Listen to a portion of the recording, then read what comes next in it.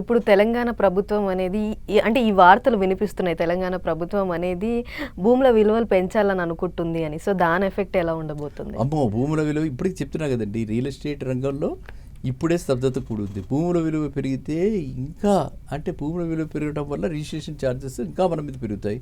Basic charges ఏవైతే ఉన్నాయో అవి ఇంకా పెరిగిపోతాయి. కాబట్టి ఇవాళ 100 రూపాయలు ఉన్నది వాడు భూమి విలువ పెంచితే అది 105, 110 అయిపోతుంది. 105, 110 అయిపోయి ఆర్టిఫిషియల్ ఇంక్రీజ్గా అనమాట ఈ రేటు మనకి మళ్ళీ రిటర్న్ రూపంలో రావాలంటే ఇంకా ఎక్కువ టైం వెయిట్ చేయాలి. ఇవాళ 5 ఏళ్ళకి డబల్ అవుతుంది అనుకుంటే అప్పుడు 7 ఏళ్ళకి డబల్ అవుతుంది.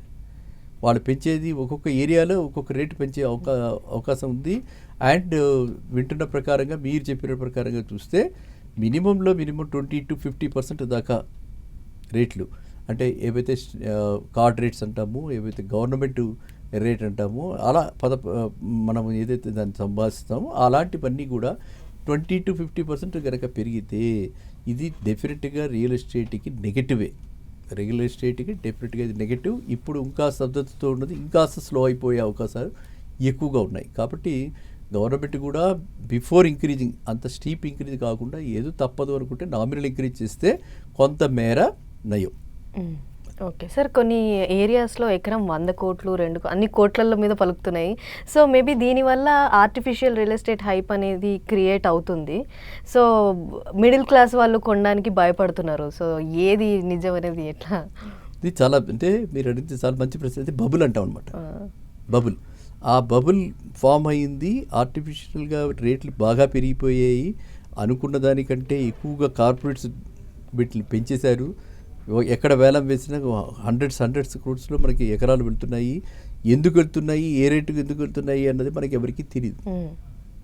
సామాన్య మానవుడికి ఎక్కడ ఆ డేటా అందుబాటులో లేదు.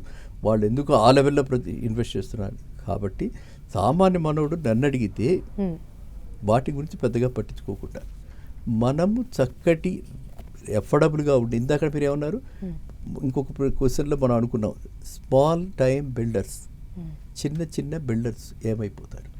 చిన్న బిల్డర్స్ అంటే స్టాండ్ అలోన్ అపార్ట్మెంట్స్ కట్టేవాళ్ళు, తర్వాత చిన్న గేటెడ్ కమ్యూనిటీస్ కడుతున్నాడు. వేలలో గేటెడ్ కమ్యూనిటీస్ కాకుండా ఒక అపార్ట్మెంట్లో, కాంప్లెక్స్లో ఒక 250, 300 అలా కడుతున్న వాళ్ళు, 50 స్టాండ్ అలోన్ అపార్ట్మెంట్స్ కడుతున్న వాళ్ళు చాలామంది ఉన్నారు. వాళ్ళ ఇవాళ పరిస్థితులను బట్టి వాడు స్తబ్దతతో ఉంది ఒకటి. నెక్స్ట్ పాపం వాళ్ళకి సెల్లింగ్కి కూడా అంత రీచ్ లేదు, వాళ్ళకి అంత బ్రాండింగ్ లేదు వాళ్ళకి. ఇవాళ ప్రతి వాళ్ళకి తెలిసింది ఏమిటంటే, అంటే మై హోమ్ అంటే ప్రతి వాళ్ళకి తెలుసు. కానీ చిన్న బిల్డర్స్ ఎవరు తెలుసు? ఈ మై హోమ్లోనే కొనుక్కోవాలని ఎందుకు అనుకోవాలి? అంత రేట్ ఎందుకు పెట్టి కొనుక్కోవాలి? అంత పెద్ద సముదాయంలో ఎందుకు ఉండాలి? అలా అనుకోకుండా మేమంతా మరి స్టాండ్ అలోన్ అపార్ట్మెంట్స్లో ఉన్నవాళ్ళమేగా. కాలానికి అనుగుణంగా మనం ఎదిగాం కాబట్టి మనం వేరే వాటి మారాం. కానీ మేమంతా స్టాండ్ అలోన్ తోటి స్టార్ట్ చేసాం జర్నీ. సో ఆ విధంగా స్టార్ట్ చేస్తే ఇప్పుడు మీరు అడిగిన దానికి నా ఉద్దేశంలో 5,000 రూపీస్కి కొల్లూరు మీకు ఐడియా ఉందా? ఎంత దిగిరం?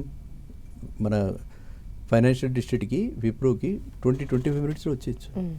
5,000 రూపీస్లో స్టాండ్ అలోనే కాదు, గేటెడ్ కమ్యూనిటీస్లో కూడా, అంటే club house, security, towers, 2-3 towers, లేకపోతే సింగిల్ టవర్లో అన్ని ఫీచర్స్ పెట్టి ఈ విధంగా అన్ని రకాలుగా ఉన్నటువంటి అపార్ట్మెంట్స్ చాలా ఉన్నాయి కొల్లూరులో.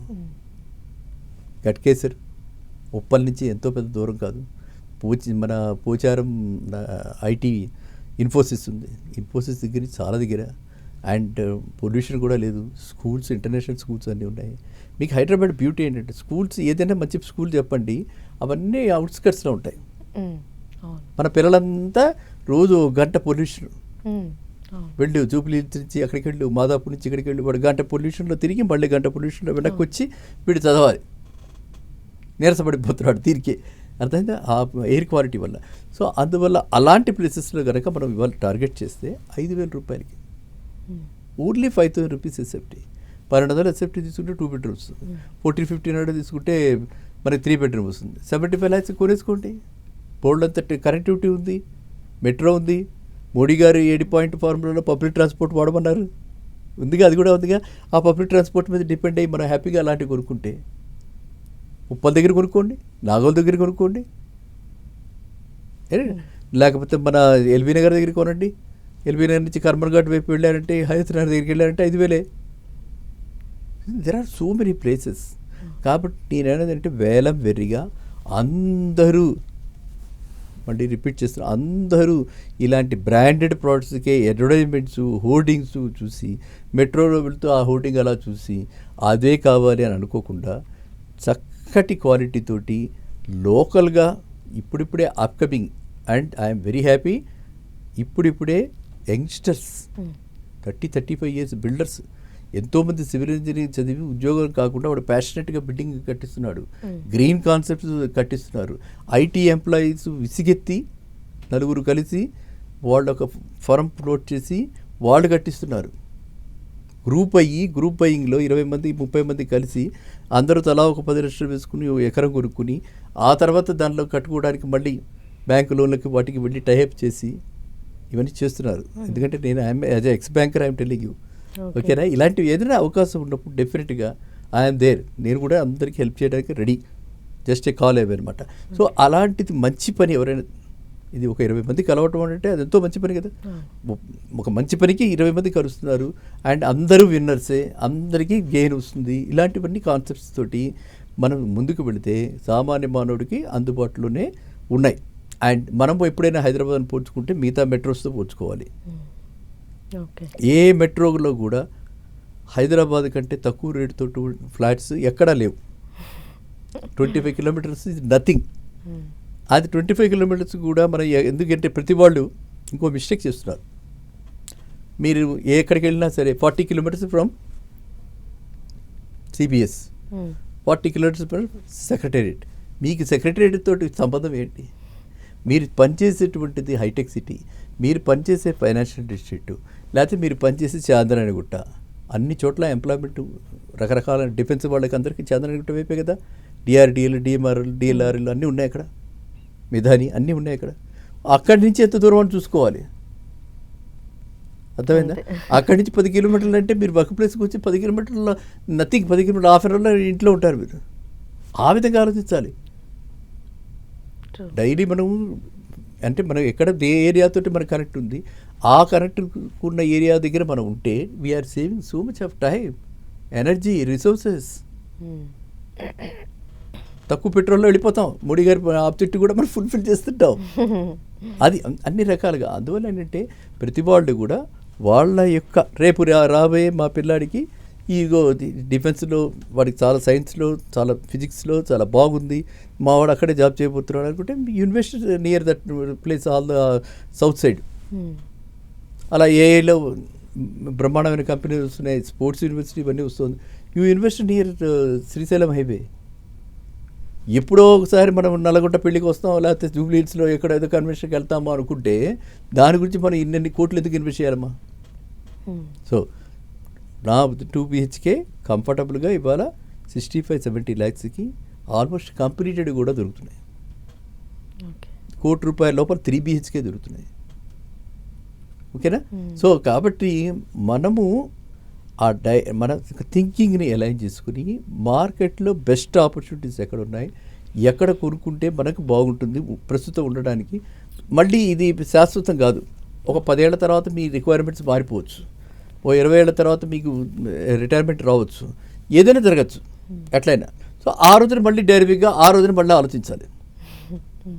మా చిన్నప్పుడు మీకు ఎగ్జాంపుల్ చెప్తున్నాను మీకు. మా చిన్నప్పుడు హ్యాబిట్స్ అంటే సెంటర్ అన్నమాట. హ్యాబిట్స్కి వెళ్ళాను, వచ్చాను, హ్యాబిట్స్ చూశాను అంటే అది చాలా గొప్పగా ఉండేది. ఆ హ్యాబిట్స్ ఇప్పుడు ఎవరు వెళ్ళటల్లా. నేనే వెళ్ళి ఎన్ని రోజులైతే తెలియదు నాకు. ఓకేనా? ఆ హ్యాబిట్స్ నుంచి కోటికి వచ్చాం, కోటి నుంచి ఆర్టీసీ క్రాస్ నుంచి అమీర్పేట నుంచి తర్వాత గచ్చిపూలికి వచ్చింది ఫైనాన్షియల్ డిస్ట్రిక్ట్. ఇప్పుడు ఫైనాన్షియల్ డిస్ట్రిక్ట్ కూడా దాటిపోయి కోకాపేట.